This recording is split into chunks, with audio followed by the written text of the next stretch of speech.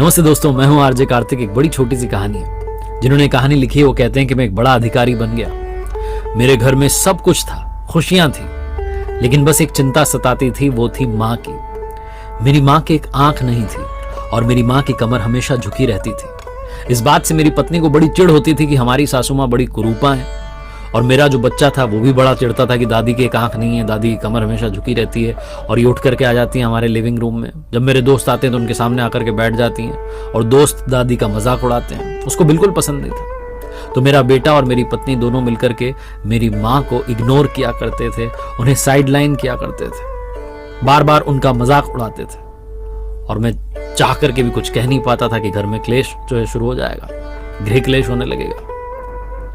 बहुत सहता था, लेकिन समझ नहीं पाता था कि करूं तो करूं क्या। एक बार तो हद हो गई। माँ जो थी वो तानों से परेशान हो गई और कहने लगी कि बेटा मुझे तो गांव में छोड़ा, तेरे मामा जी मेरी देखभाल कर लेंगे, वहीं रह लूंगी। और जहां माँ मुझे ये कह रही थी वहीं मेरी पत्नी ने भी सुर में मिला के कहा, हाँ हाँ माँ जी को छोड़ाओ।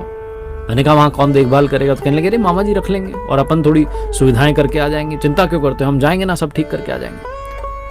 ना चाहते हुए भी मैं माँ को अपने गांव में वापस ले गया और वहीं छोड़ करके आ गया बेमन से। वापस शहर में आ गया। हमारे चाचा जी जो अमेरिका रहा करते थे, डॉक्टर थे, वो आए एक बार छुट्टियों में मिलने के लिए। तो उन्होंने आकर के पूछा कि सब ठीक चल रहा है, भाभी कहाँ है? तो मैंने कहा माँ तो गाँव चली गई हैं। तो उन्होंने कहा चलो सब मिलने चलते हैं भाभी से। तो कार में बैठकर सब रवाना होकर गए गाँव में।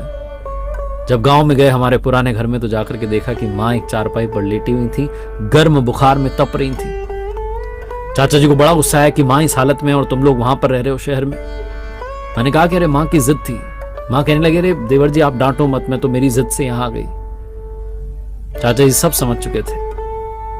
चाचा जी बड़े गुस्से में थे और कहने लगे कि बेटा तुम जानते नहीं हो, लेकिन तुम्हारी माँ ने वो सब सहा है जिन संकटों का सामना कोई कर नहीं सकता। इतना संघर्ष झेला है सिर्फ तुम्हें पालने के लिए, तुम्हें बड़ा करने के लिए और तुम्हें काबिल अधिकारी बनाने के लिए। तुम तो सब भूल गए, तुम्हें याद भी कैसे रहेगा? तुम 2 साल के थे जब एक हादसा हुआ था, तुम सीढ़ी पर से नीचे गिरे, तुम्हारी एक आंख चली गई, तुम्हारी कमर की हड्डी टूट गई, तब भाभी माँ ने ही बोन मैरो तुम्हें दी और एक आंख तुम्हें दी। ये जो तुम दुनिया आज देख पा रहे हो, जो तुम सीधी कमर से चल पा रहे हो, सब भाभी माँ की देन है। मेरी आंखों से झरझर आंसू बहने लग गए। मेरी पत्नी की आंखों में आंसू थे। चाचा जी बहुत गुस्से में थे, कहने लगे कि चलो भाभी मैं आपको अमेरिका लेके चलता हूँ, इनके साथ रहो मत, ये रहने लायक लोग नहीं है।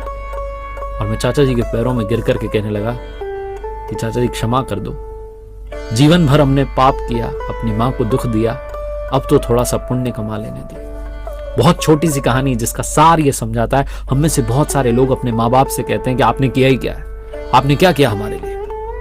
ये बात कहने से पहले 100 बार नहीं, 1000 बार नहीं, अनंत बार सोचिएगा, क्योंकि माता पिता ने वो सब सहा है जिसकी वजह से आप आज मुस्कुरा रहे हैं। जीवन में सबसे बड़ा सम्मान अपने माता पिता को दीजिए। जब उनसे प्रेम की बात आए तो पूर्ण समर्पण भाव से उनकी सेवा कीजिए।